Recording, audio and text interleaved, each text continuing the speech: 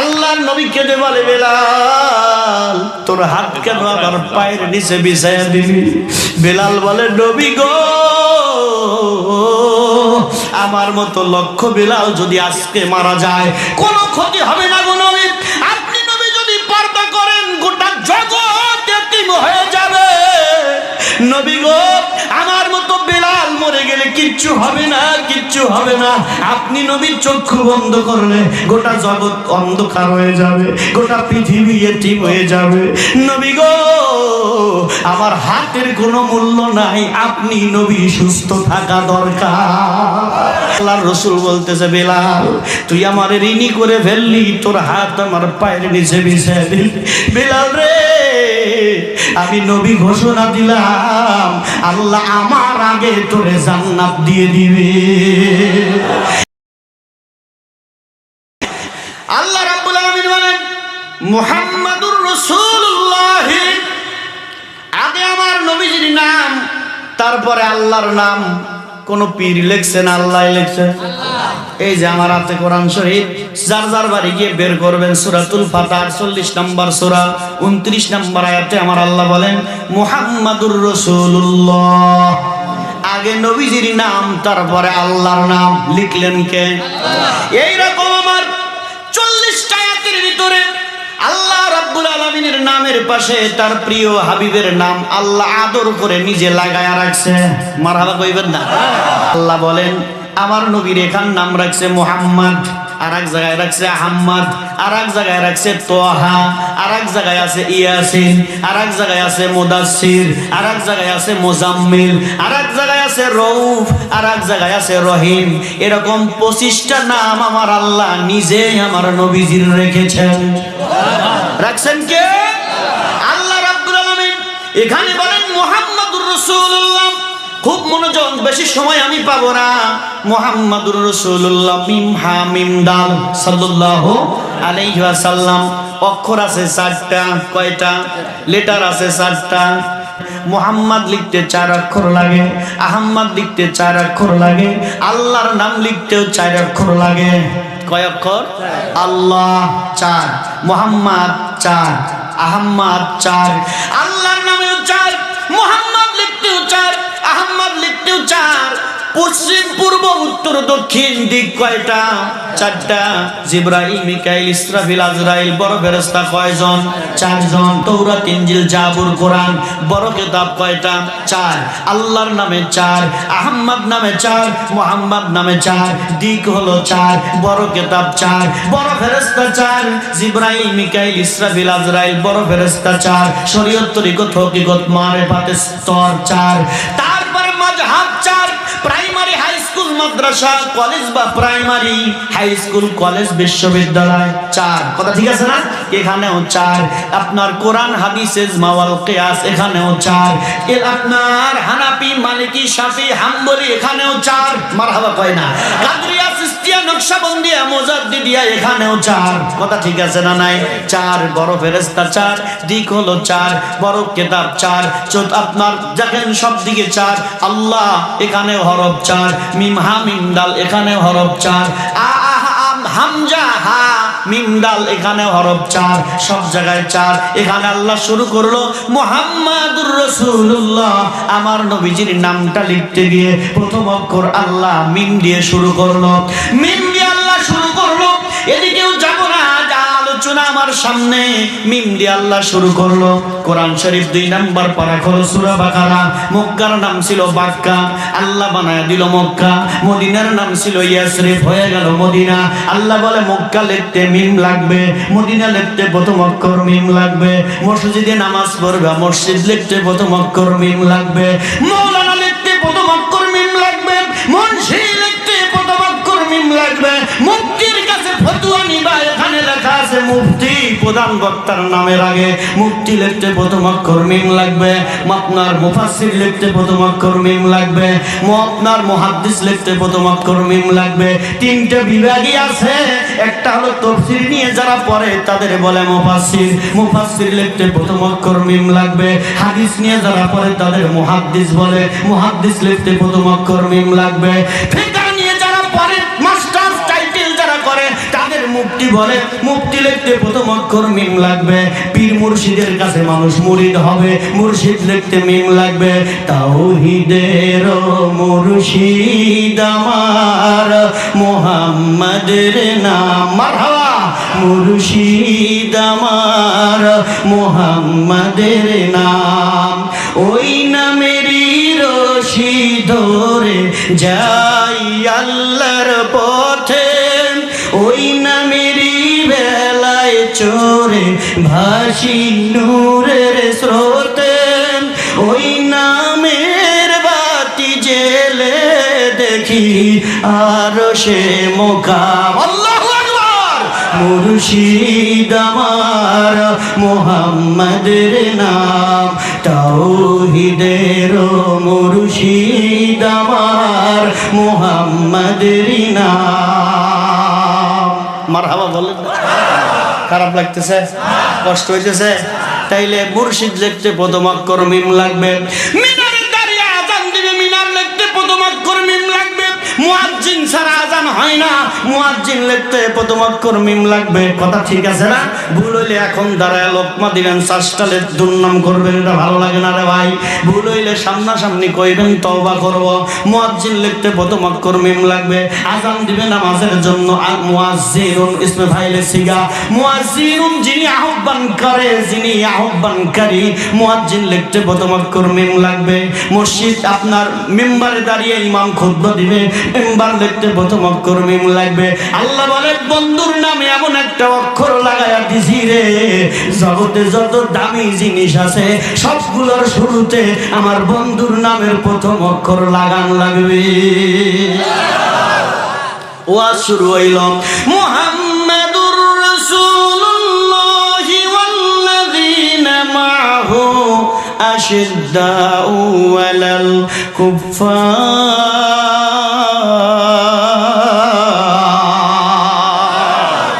আল্লাহ রাব্বুল আলামিন বললেন, নাম আল্লাহর নামের পাশে নবীর নাম লাগানোর পরে ওয়াল্লাযীনা মা'হু, আল্লাহ বলেন আশিদ্দাউ আলাল কুফফার, আমার নবীর সাথী যারা। এবার সাহাবীদের কথা বলতেছে, সুবহানাল্লাহ বলেন।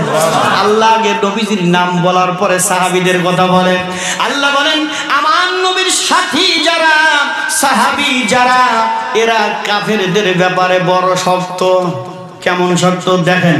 নাম্বার 1, প্রথম নাম্বার বুখারীর বর্ণনা। আল্লাহ নবী বসে আছেন, জিবরিল আলাইহিস সালাম আসলেন, নবীজির হাঁটু মোবারকের সাথে হাঁটু লাগায়া দিয়ে বসলেন। বসে 3টা প্রশ্ন করলেন। কয়টা? 3টা। প্রথম নাম্বার, মা মানিল ইসলাম ইয়া রাসূলুল্লাহ, মা মানিল ঈমান ইয়া রাসূলুল্লাহ, মা মানিল ইহসান ইয়া রাসূলুল্লাহ। জিবরিল প্রশ্ন করে, আমার নবী উত্তর দেয়। জিবরিল উত্তর শোনার পরে বলে, সাদ্দাকতা ইয়া রাসূলুল্লাহ। আল্লাহু আকবার। সাদ্দাকতা ইয়া রাসূলুল্লাহ। উনি প্রশ্ন করে, আমার নবী জবাব দেয়। আবার জিবরিল বলে, সাদ্দাকতা ইয়া রাসূলুল্লাহ। জিবরিল বলে, আপনি সত্যি বলেছেন, উত্তর সঠিক দিয়েছেন। ওমর রাগে ফুলে গেছে, চোখ লাল, রক্ত জমে গেছে। জিবরিল বিদায় হয়ে চলে গেল। জিবরিল আসছিলেন দাহিয়াতুল কালবির সূরাতে, মানুষের আকৃতিতে, মানুষের রূপে জিবরিল নবীর দরবারে প্রশ্ন করে চলে যায়। ওমর রাগে চোখে রক্ত জমে গেছে। নবী বলে, ওমর তোমার এত রাগ কেন? বলো ওমর রে, তোমার এত রাগ কেন? বলে, ওই লোকটার উপরে আমার রাগ। মারহাবা কর। ওই লোকটার উপরে আমার রাগ। নবী বলে, কেন? আমাকে বেশি প্রশ্ন করছে এই জন্য? কয় না। বলে, আমার হাঁটুর সাথে হাঁটু লাগাইয়া দিছে এই জন্য? বলে, লা, এই জন্য নয়। তাইলে তোমার রাগ কেন? বলো। পায়ে ধরছি, মনোযোগ দেন। ওমর, আল্লাহ নবী বলে, ওমর তাইলে তোমার রাগ কেন? বলো। হযরত ওমর বলে, নবী গো, আমার রাগ হলো মানুষ 2 কারণে প্রশ্ন করে। এক কারণ হলো না যাই না জানার জন্য, আর এক কারণ হইলো যাই না অপমান করার জন্য। এই লোকটা আপনার প্রশ্ন করে, আপনি নবী উত্তর দেন। লোকটা বলে, সঠিক বলছেন, তাইলে তো যাই নাই প্রশ্ন করছে। আর একটা প্রশ্ন যদি করতে গো নবী, আমি ওমর তার 2 হাত ধরে টান দিয়ে দাঁড় করাইতাম। আল্লাহর নবী বলে, ওমর মান তুমি কি তাকে চেনো? উনি কে? ওমর বলে, আমি চিনি না। আল্লাহর নবী বলে, উনি হলো আল্লাহর ফেরেশতা রুহুল আমিন জিবরাইল। ওমর বলে, নবী গো, জিবরিল হোক আর যেই হোক, এই কথাগুলো সে কি মানুষের কাছে বলতে পারে না? ইসলাম কাকে বলে? ইহসান কাকে বলে, ঈমান কাকে বলে? জিবরিল বললেই তো পারে। মায়ার নবী মিষ্টি হাসি দিয়ে বলে, ওমর জিবরিল বললে মানুষ মানে না, আমি নবী কইলে মানুষ মানে। আমার ভাইরা, নবীর উম্মতেরা, আল্লাহর নবী গরম বালু, গরম বালি, গরম পাথরের উপরে হাঁটতে পারে না, বড় কষ্ট হয়, বড় কষ্ট হয়। আমার মায়ার নবী হাঁটতে পারে না, রাসূলুল্লাহর পা ফেলতে পারে না তাপের কারণে। আল্লাহর নবী দুইজন সাহাবীর কাঁধের উপরে ভর দিয়ে যাচ্ছে মায়েশার ঘরের দিকে। হঠাৎ করে নবীজি তাকায় দেখে সাইয়্যিদিনা বেলাল আমার নবীর কদমের নিচে তার দুইখানা হাত বিছায়া দিছে। জোরে বলেন সুবহানাল্লাহ। এক নজর जो उनको देखे, एक नजर जो उनको देखे, होए जाई कुर्बान आए ना बियों की सुल्तान, आए ना बियों की सुल्तान। नबी बोले बेलाल তোর হাত কেন আমার পায়ের নিচে দিলি? আল্লাহ বলে রুহামা উবাইনাহুম তারাহুম, আল্লাহ বলে মুসলমান মুসলমান নরম, আমার নবীর কদমের নিচে বিলালের হাত। আল্লাহু আকবার। নবীর কদমের নিচে বিলালের হাত বিছায়া দিছে। আল্লাহর নবী কেঁদে বলে বেলাল তোর হাত কেন আমার পায়ের নিচে বিছায়া দিলি? বেলাল বলে নবী গো, আমার মতো লক্ষ বেলাল যদি আজকে মারা যায় কোনো ক্ষতি হবে না গো নবী। আপনি নবী যদি পর্দা করেন গোটা জগৎ এতিম হয়ে যাবে। নবী গো, আমার মতো বেলাল মরে গেলে কিচ্ছু হবে না, কিচ্ছু হবে না। আপনি নবীর চক্ষু বন্ধ করলে গোটা জগৎ অন্ধকার হয়ে যাবে, গোটা পৃথিবী এতিম হয়ে যাবে। নবী গো, আমার হাতের কোনো মূল্য নাই, আপনি নবী সুস্থ থাকা দরকার। আল্লাহ বলে ইন কুনতুম তুহিব্বুনাল্লাহ ফাত্তাবিউনি ফাত্তাবিউনি ইউহিব্বুকুমুল্লাহ ওয়া ইয়াগফির লাকুম যুনুবাকুম, আল্লাহু গফুরুর রহিম। আল্লাহ বলেন তোমার সব অপরাধ ক্ষমা করে দেওয়া হবে যদি আমার নবীর পূর্ণ ইত্তেবা তোমার মধ্যে দেখা যায়। ইত্তেবা করতে গেলে কি কি লাগবে বুখারী হাদিস আছে, কিন্তু আমার তো আর একটা কাজ আছে, টাকা উঠাইতে হবে।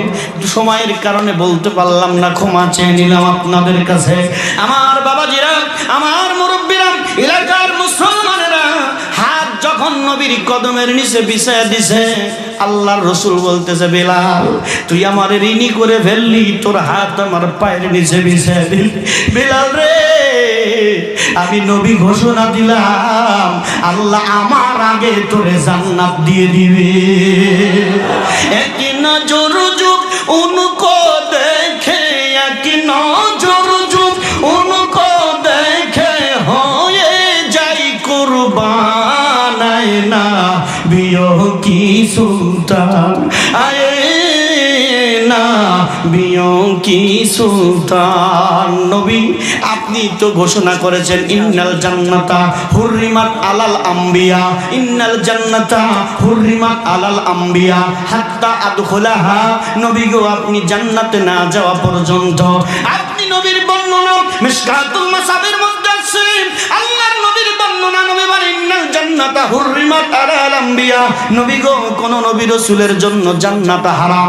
ঈসা রুহুল্লাহ আপনার আগে যাইতে পারবে না, ইব্রাহিম খলিলুল্লাহ আপনি নবীর আগে জান্নাতে যাইতে পারবে না, মুসা কালিমুল্লাহ আপনি নবীর আগে জান্নাতে যাইতে পারবে না। যেখানে নবী রাসূলেরা আপনার আগে জান্নাতে যাইতে পারে না গো নবী, আমি হাবশী গোলাম পাথরের মতো কালো, আমি কেমনে আপনার আগে জান্নাতে যাব? নবী বলে বেলাল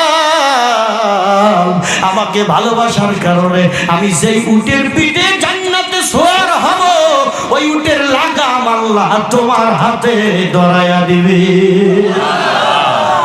বেলালের হাতে ধরায়া দিবে সম্পর্কে সূরা কলমের 4 নম্বর আয়াতে আল্লাহ বলেছেন ইন্নাকা আলা খুলুকিন আযীম। আল্লাহ বলেন নবী গো, তোমার চরিত্র আমি আল্লাহ মহান চরিত্র দান করেছি। কে বলেছেন আমার নবীর চরিত্রের গুণগান? কে গায়? আল্লাহ নিজেই বলেছেন সূরা কলমের 4 নম্বর আয়াতে।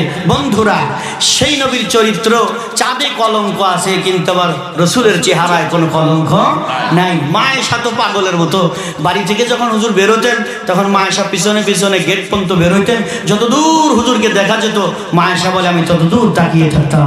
সুবহানাল্লাহ। যখন চোখের আড়াল হতো তখন আমি ফিরে আসতাম।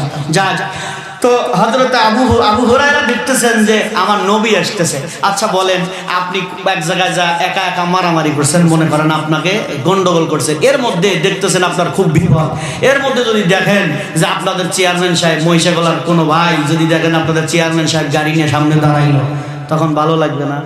এই কথা হয় না, ভালো লাগবে না? চেয়ারম্যানের কথা কইছি আর ভালো লাগতেছে না, কিন্তু বিপদে পড়লে এই লোকটাই কাজে লাগে। কথা কথা তো যখন দেখবেন যে উনি আছে, অথবা আপনার কোনো আপন ভাই সহোদর মায়ের পেটের আপন ভাই আপনার পাশে, তখন দেখবেন আবেগে আপনার চোখ দিয়ে পানি বের হয়ে গেছে। কথা ঠিক আছে না? তো রাসূলুল্লাহ আমাদের কত আপন, ভাইয়ের চেয়ে বেশি আপন, মায়ের চেয়ে বেশি আপন, বাবার চেয়ে বেশি আপন। আল্লাহ তাআলার পরে আপন যদি কেউ থাকে তিনি হলো আমার রাসূল। আমার রাসূলের চাইতে আল্লাহর পরে বড় আপন আর কেউ নাই। তা আমার নবীজি যখন আবু হুরায়রা দেখছে তখন আবু হুরায়রার চোখে পানি এসে গেছে। সুবহানাল্লাহ। তা আবু হুরায়রা তখন নবীজিকে দেখেই দাঁড়িয়ে গেছে, কাছাকাছি আসলে সালাম দিলেন, আসসালাতু ওয়াসসালামু আলাইকা ইয়া রাসূলুল্লাহ, আসসালাতু ওয়াসসালামু আলাইকা ইয়া হাবিবাল্লাহ। আল্লাহর নবী আবু হুরায়রা বলে, কি বলবো দুনিয়ার মানুষেরা, আল্লাহর নবী আমার সালামের উত্তর দেওয়ার সঙ্গে সঙ্গে আমি কিছু বলার আগে আমার নবী বলে, আবু হুরায়রা তোর চেহারার দিকে তাকায়া মনে হইতেছে তোর পেটে বড় ক্ষুধা। আবু হুরায়রা রে চল আমার বাসায় চল। বাসা বলতে আবার এয়ার কন্ডিশন বুঝেন না। তারিখের কিতাব আমি প্রায় 2 ডজন পড়েছি, আল্লাহর নবীর জীবনী গ্রন্থ। আমি বেশি পড়াশোনা জানি না, তবে এখনো চেষ্টার উপরে আছি। আমার বন্ধুরা, তারিখের সকল কিতাবগুলোর মধ্যে আছে বাবুই পাখির বাসা যেমন তোমার আমার নবীর বাসাটাও তেমন। মায়েশা বলেন, একজন নামাজ পড়লে আরেকজন ফাতাহাজ্জাত বিহি নাফিলাতান। হুজুর যখন তাহাজ্জুদ পড়তেন তখন আমি পাটা টান করে শুয়ে থাকলে নবী সেজদা দিতে পারতো না। আমাকে এরকম হাত দিয়ে নাড়া দিত, আমি পা টান দিতাম, বুঝতাম নবীর সেজদার সময় হয়ে গেছে, তখন আল্লাহর নবী সেজদায় যেত।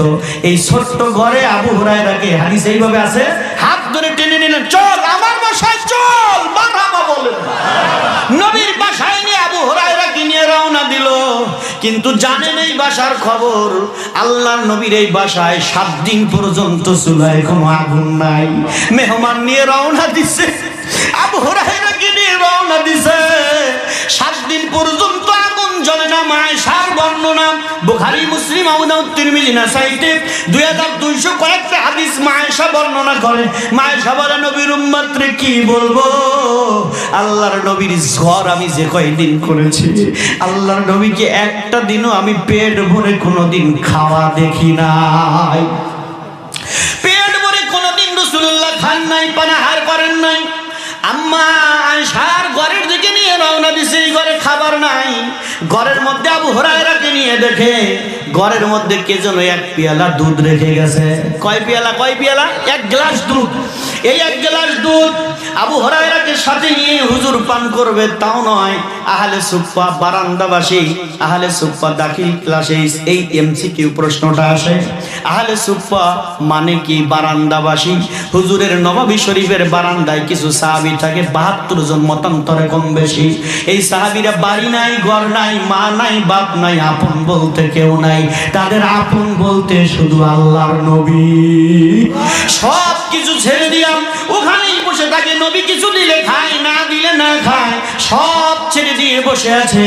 নবী বলে, আবু হুরায়রা রে, আহলে সুফফার সকল সদস্যকে খবর দে, সবল সাহাবী আসছে 1 পেয়ালা দুধ নিয়ে, 1 গ্লাস দুধ নিয়ে। 72 জন আবু হুরায়রা দের 73 জন, আল্লাহর নবী 74 জন মানুষ।